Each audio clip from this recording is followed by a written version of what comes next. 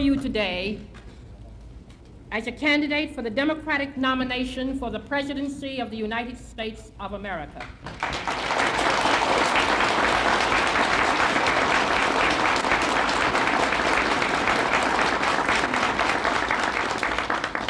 I am not the candidate of Black America, although I am Black and proud. I am not the candidate of the women's movement of this country, although I am a woman, and I'm equally proud of that. I am not the candidate of any political bosses or fat cats or special interests. I stand here now without endorsements from many big-name politicians or celebrities or any other kind of prop. I do not intend to offer to you the tired and glib cliches which for too long have been an accepted part of our political life. I am the candidate of the people of America.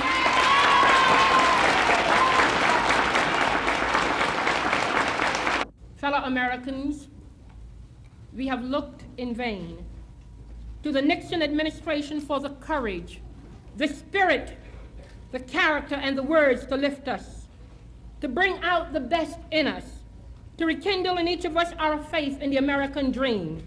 Yet all that we have received in return is just another smooth exercise in political manipulation, deceit and deception, callousness and indifference to our individual problems, and the disgusting playing of divisive politics, pitting the young against the old, labor against management, North against South, black against white.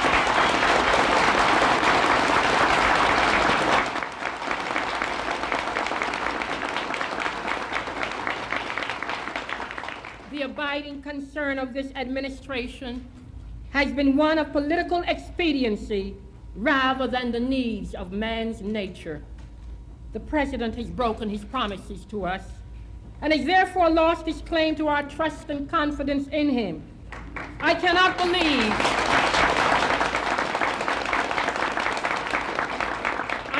believe that this administration would have ever been elected 4 years ago if we had known then what we know today.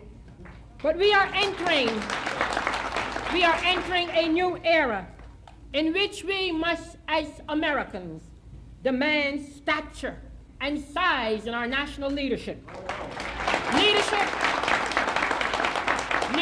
which is fresh, leadership which is open, and leadership which is receptive to the problems of all Americans. I have faith in the American people. I believe that we are smart enough to correct our mistakes. I believe we are intelligent enough to recognize the talent, energy, and dedication which all Americans, including women and minorities, have to offer. I know from my travels to the cities and small towns of America that we have a vast potential which can and must be put to constructive use in getting this great nation together. I know that millions of Americans from all walks of life agree with me that leadership does not mean putting the ear to the ground to follow public opinion, but to have the vision of what is necessary and the courage to make it possible.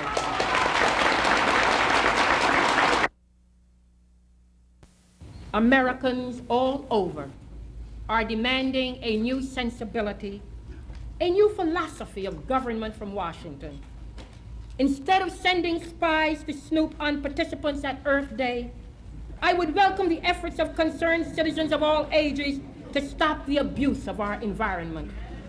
Instead of watching a football game on television while young people beg for the attention of their president concerning our actions abroad, I would encourage them to speak out, organize for peaceful change, and vote in November. Instead of blocking efforts to control the huge amounts of money given political candidates by the rich and the powerful, I would provide certain limits on such amounts and encourage all the people of this nation to contribute small sums to the candidates of their choice, instead of calculating the political costs of this or that policy and of weighing favors of this or that group, depending on whether that group voted for me in 1968, I would remind all Americans at this hour of the words of Abraham Lincoln, "A house divided cannot stand."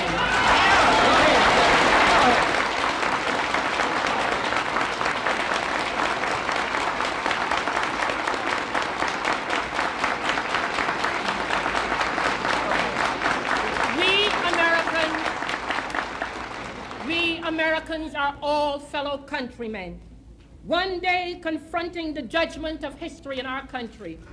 We are all God's children, and the will of each of us is as precious as the will of the most powerful general or corporate millionaire. Those of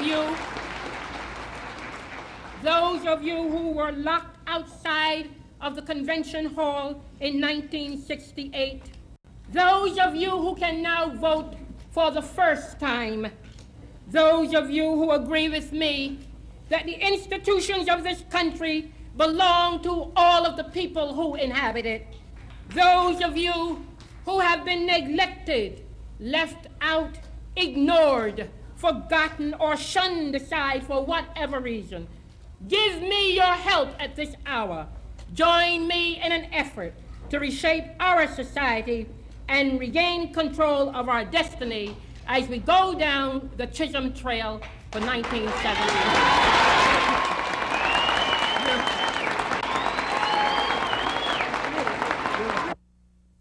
You represent a trend for more women, and specifically black women, to get involved in politics and go after elected offices in this country. Yes, I specifically recommend a trend for more women, and specifically black women, to enter into politics, elected office. Yes, I definitely am feeling and recognizing that as a result of over 20 years in political life, only emerging 8 years ago publicly, that there is a great need for more women in the political arena. I happen to believe that there are certain aspects of legislation that probably would be given much more attention if we had more women's voices in the halls of the legislatures on the city, state, and national level. And legislation that pertains to daycare centers, education, social services, mental services, the kind of legislation that has to do with the conservation and preservation of the most important resources that any nation has, and that is its human resources. Congresswoman, do you feel your candidacy will hurt the presidential candidacy of Mayor Lindsay? Well, Mayor Lindsay will be getting votes from the same area that I anticipate getting votes. And I dare say that my candidacy might not only hurt Mayor Lindsay, it might hurt a few others who have the same political